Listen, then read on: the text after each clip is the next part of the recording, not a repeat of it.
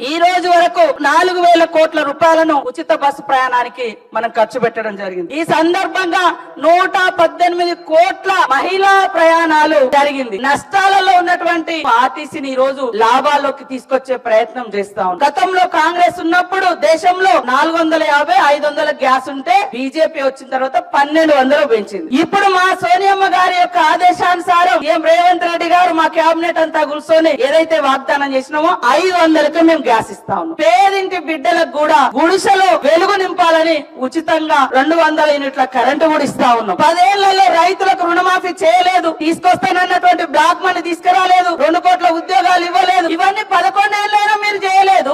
1 year లో చేయలేదు అనడం ఎంతవరకు correct sir? CM Revanth Reddy గారు ఇవాళ విగ్రహావిష్కరణకు సంబంధించినటువంటి ఇన్విటేషన్ స్టేట్మెంట్ ఇవ్వడం జరిగింది. దాని నుంచి డైవర్ట్ చేసి రాజకీయాలు మాట్లాడుతున్నారు. అందుకనే నేను మాట్లాడాల్సి వచ్చింది.